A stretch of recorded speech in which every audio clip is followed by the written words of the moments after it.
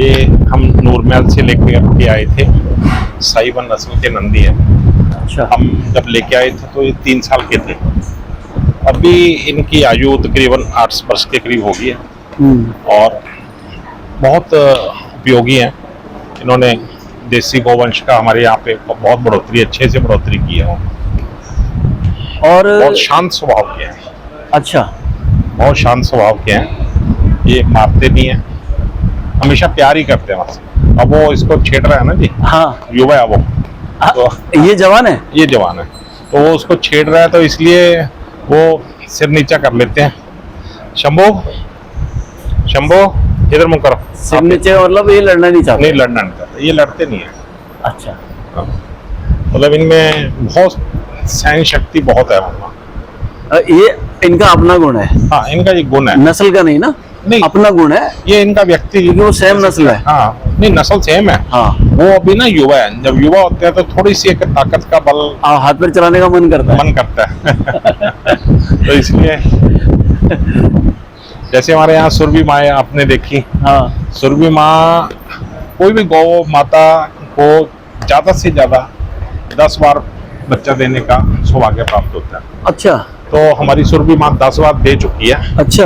और हमारे सामने दे चुकी है 10 बार। अच्छा। 11वीं बार ये अभी गर्भवती हो चुकी है। मतलब इनकी आयु जो है ऐसा कम होता है मतलब। हाँ, कम होता है। हाँ, जी जी। आप देखेंगे हमारे यहाँ पे जितने भी हैं सबका अलग अलग स्वभाव है। ये अलग नस्ल है। नहीं नहीं, ये भी देसी है, ये साहिवाल नहीं है लेकिन देसी हाँ, नस्ल में से है।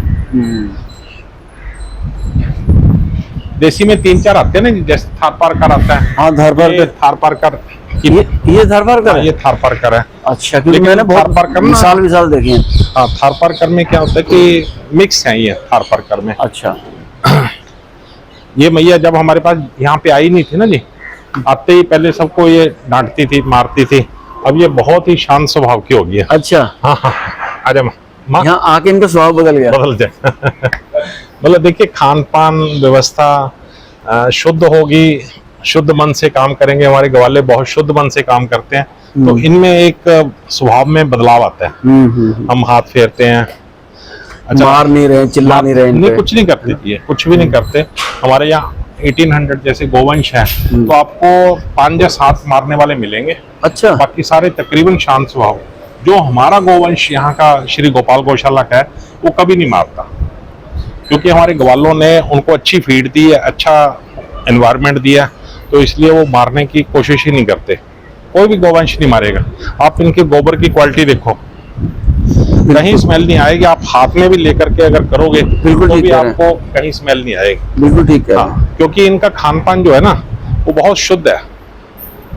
शुद्ध खान पान से ये सारे ये जो अपना कहते हैं जीवन यापन कि करते ये हैं। हाथ फेरने से ये जो इस तरह की बातें हाँ, चल रही इसका हैं। नहीं, बिल्कुल सत्य है। इनके कुंबड़ पे अगर हम हाथ फेरते हैं 5 मिनट के लिए, हाँ। तो हमारा जो ब्लड प्रेशर है वो बिल्कुल नॉर्मल आ जाता है। अगर हम 10 दिन फेरते हैं तो हमें टेबलेट 50% उसकी कर सकते हैं, और उसके बाद 1 महीने बाद हम उसको 0 भी कर सकते हैं। इसमें इतनी क्षमता है।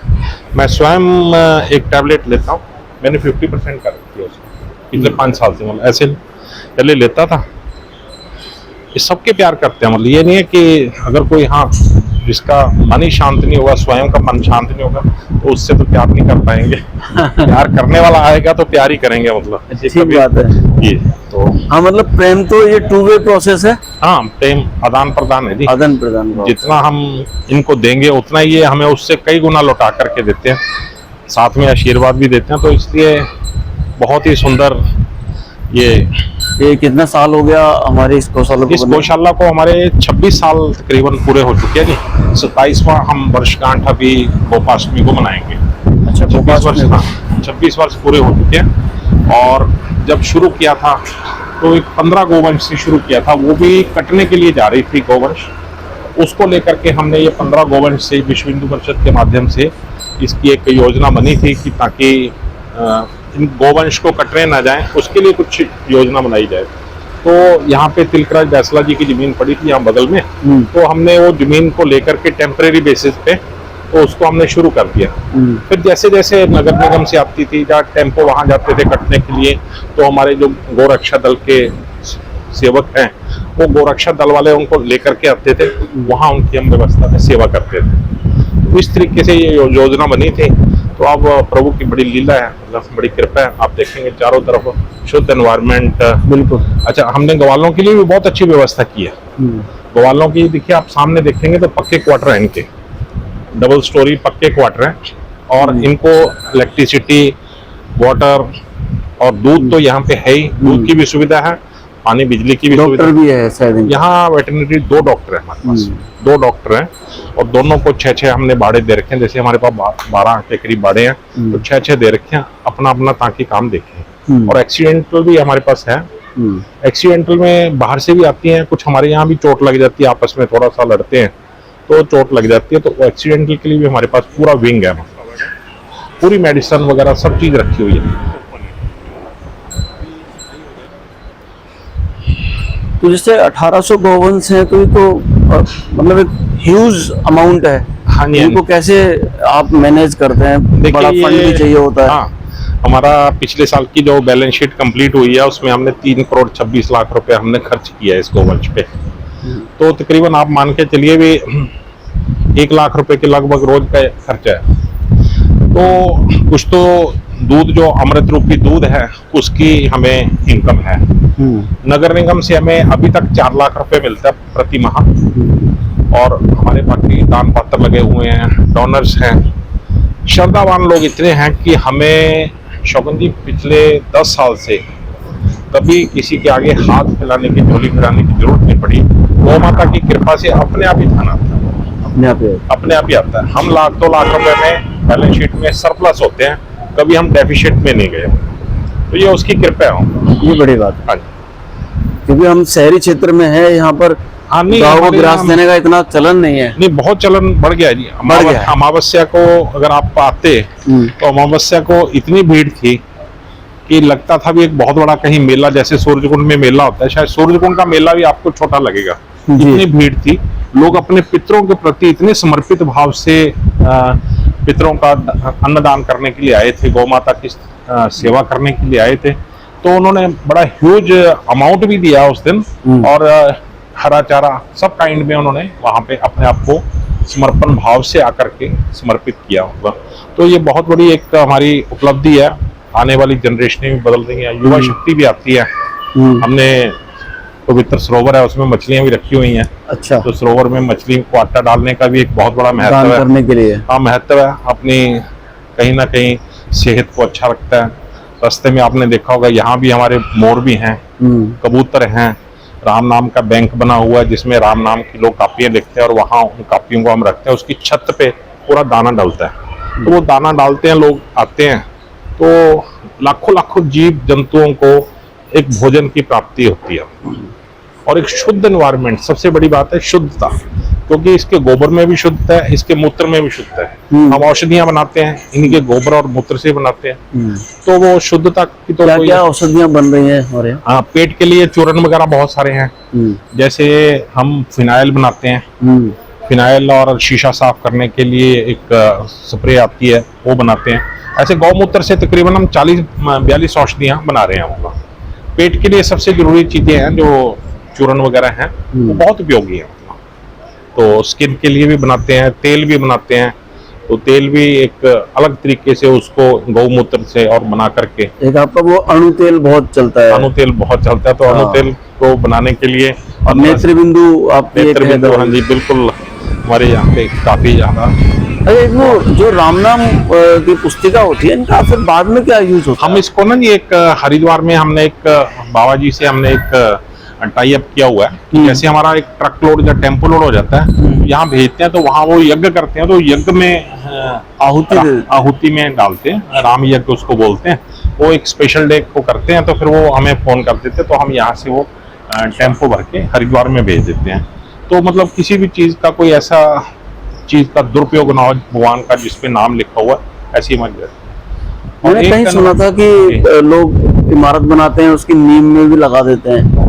लगाते होंगे, लेकिन ये हमारा जो यहाँ से चल रहा है वो तो वहीं पे हरिद्वार ही जाता है, और वहीं पे इसका बड़ा हमें तो बहुत अच्छा लगता है। दोनों 2013 में मेरे पास आए और मुझे कहने लगे कि आप इसके अध्यक्ष बन जाइए श्री गोपाल गौशाला के। तब पूर्णचंद जी मित्तल थे। हाँ। तो मुझे लगा भी मैं इस अध्यक्ष बनने के काबिल नहीं हूँ, ना मेरे पास समय है, हाँ। ना मेरी अभी इतनी रुचि है। हाँ। लेकिन प्रभु ने भेज दिया कि नहीं आपने बनना है। मैं बन गया। 1 साल तक मैं नहीं आया, यहाँ नहीं आता था, वो ही संभालते थे। लेकिन हाँ। 1 साल बाद एक दिन सुबह सुबह मन बना, मैं और श्रीमती जी यहाँ पहुँच गए। पहुँच के देखा, बड़ा शुद्ध एनवायरनमेंट हमें लगा। तो उस दिन के बाद लगातार 11 साल हो गए, 11 साल से हम लगातार आ रहे हैं। कल 5वीं बार मुझे इन्हीं ट्रस्टियों ने फिर अध्यक्ष पद पर आसीन किया। ये आपको बधाई की बात है। बहुत बहुत धन्यवाद। बधाई की बात है, शहर को ये चीज पता पड़नी चाहिए। हम बचपन में गाय रखते थे, बचपन में हमारे घर पे हमारे पिताजी गाय रखते थे। तो गाय का पालन हम बच्चों को होता है ना, मैं भी डालूंगा, हरा चारा डालूंगा, मैं ये करूंगा, मैं वो करूंगा। तो वो करते करते सीख थी।